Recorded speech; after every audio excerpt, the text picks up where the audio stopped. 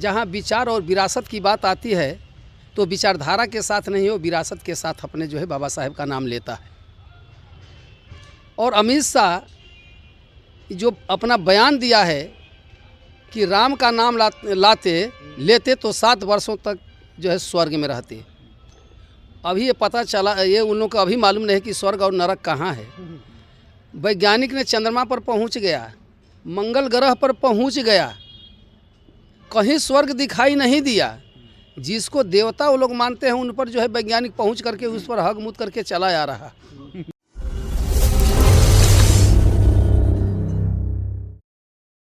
अमित शाह ने बयान दिया है, इस पे पूरे भारत के लोग आक्रोश है। आप इस पे क्या कहना चाहेंगे सर? सर्वप्रथम आपके चैनल को धन्यवाद देते हैं। स्वागत है आप लोगों का कि रामगढ़ की धरती पर आप लोगों ने चल करके आया है। अमित शाह ने मनवादी व्यवस्था से अपनी बात कही है, क्योंकि वो संविधान को मानने वाले नहीं हैं। जहाँ विचार और विरासत की बात आती है तो विचारधारा के साथ नहीं हो, विरासत के साथ अपने जो है बाबा साहेब का नाम लेता है। और अमित शाह जो अपना बयान दिया है कि राम का नाम लेते तो 7 वर्षों तक जो है स्वर्ग में रहते। अभी ये पता चला, ये उन लोगों को अभी मालूम नहीं कि स्वर्ग और नरक कहाँ है। वैज्ञानिक ने चंद्रमा पर पहुंच गया, मंगल ग्रह पर पहुंच गया, कहीं स्वर्ग दिखाई नहीं दिया। जिसको देवता वो लोग मानते हैं उन पर जो है वैज्ञानिक पहुंच करके उस पर हग मुद करके चला आ रहा। क्या कहें, ये कड़वी बात हमें बोलना नहीं चाहिए था, लेकिन जब अपमान होती है एक महान पुरुष की, एक महापुरुष की जो है अपमान होती है, एक महान पुरुष की, एक विद्वान पुरुष की अपमान होती है, वो भी देश चलाने वाला जो है इस तरह की बात करता है, टीका टिप्पणी करता है, वैसे व्यक्ति को तो हमेशा सजाए होना चाहिए। जिस गद्दी पर बैठे वो किसका दिन है, बाबा का या बाबा साहब?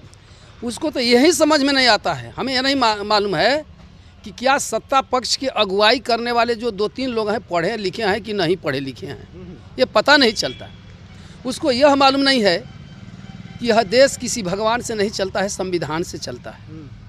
पूरे देश के लोग, पूरे विश्व के लोग बाबा साहेब को अपना अगुआ मानते हैं और कहते हैं कि दक्षिण कोरिया कहती है, नेपाल भी कहा है, चाइना भी कहा है कि बाबा साहेब हमारे देश में जन्मे होते, दक्षिण अफ्रीका भी कहा है तो मैं एक सूरज की तरह उनसे मैं पूजता।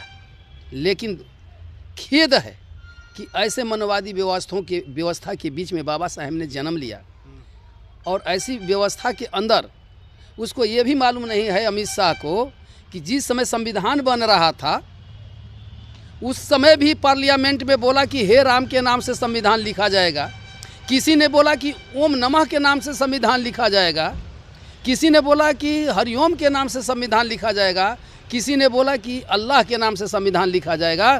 तो बाबा साहब ने एक ही बात बोला कि संविधान लिखा जाएगा, तुम्हारे भगवान वोट दो, यदि तुम्हारे भगवान जीत जाते हैं तो भगवान के नाम से संविधान लिखा जाएगा, अगर तुम्हारे भगवान हार गए तो मान लेना कि इंसान एक मानवता के नाम पर संविधान लिखा जा रहा है।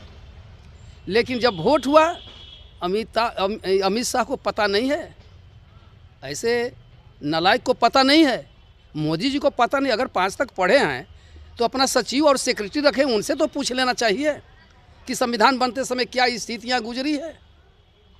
उस समय जब चुनाव हुआ, चुनाव में उन लोगों का भगवान हार गया।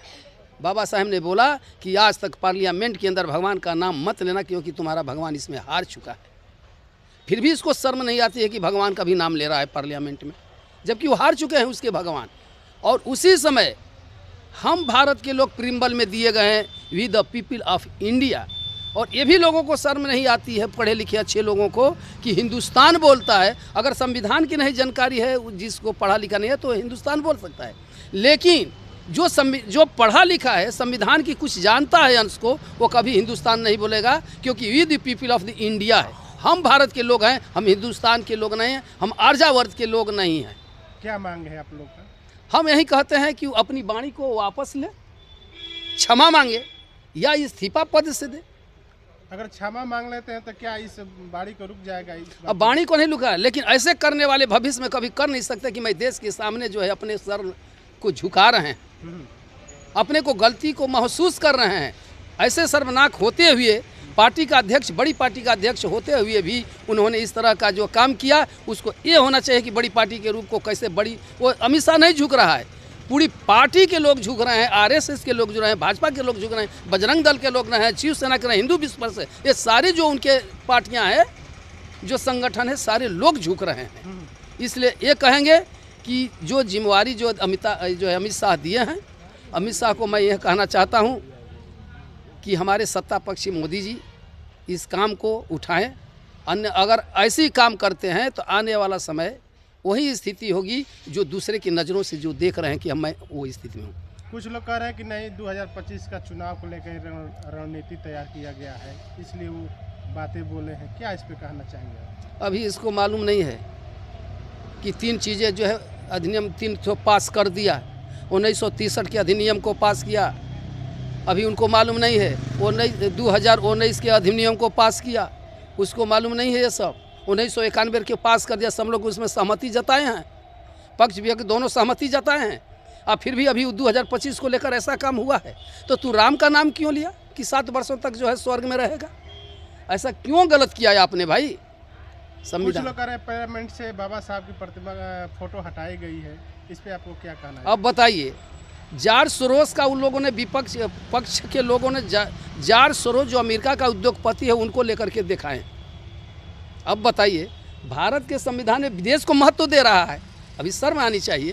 वो अभी उद्योगपति को, अरे अंडानी को उसमें लगा नहीं दो, क्योंकि आपके चलते चलता है अंडानी, तो अंडानी को क्यों विदेश के उद्योगपति जॉर्ज सोरोस को लगा रहा है? सोरोस को अंडानी को लगा देता, यहाँ की जितने बड़े बड़े जो उद्योगपति हैं उनका लगा देता, और संविधान से तू क्या और पद को छोड़ देता। शर्म आनी चाहिए कि पद को हम छोड़ दें और उद्योगपतियों को लेकर के जॉर्ज सोरोस का काम कर रहे हैं, भारत के सारे उद्योगपति को उसमें लगा दें और इस पद को हट जाए। अगर आपकी मांगे पूरी नहीं होगी तो क्या कीजिएगा आप? मांग पूरी नहीं होगी, यही तो सबसे बड़ी बात है। बाबा साहेब अकेले पूरे विश्व का मांग को पूरा कर दिए और पूरा करवा लिए।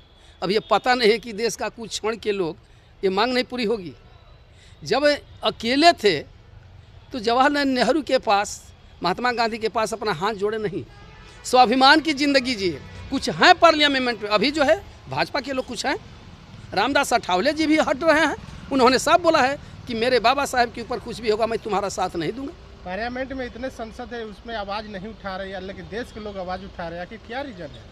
सांसद के लोग भी आवाज़ उठा रहे हैं। अगर संसद के लोग आवाज़ नहीं उठे तो भाजपा से कई लोग जो है आवाज़ उठाए हैं। रामदास अठावले भाजपा के साथ ही उठाए हैं, ऐसी बात नहीं है। बहुत से उसमें जो है जो बाबा साहेब को मानने वाला, यानी जो संविधान को मानने वाला है, उसमें आवाज़ उठाया। जिन्होंने संविधान को नहीं माना वो आवाज़ नहीं उठा रहा है। यहाँ के कुछ भी लीडर हैं जो कि संविधान से जीत गए, आवाज़ नहीं उठाते।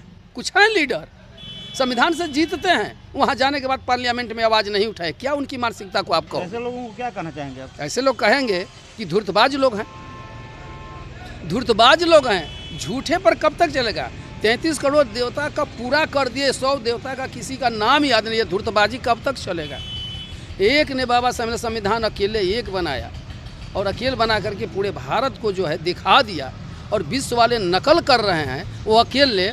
अब 33 करोड़ देवता जो है झूठे बना करके, अब बताओ उसका क्या हो रहा है? क्या परिचय हुआ सर? मेरा नाम जयचंद प्रसाद, मैं बिहार के कैमूर जिला के रामगढ़ ब्लॉक के रहने वाला। बहुत बहुत बहुत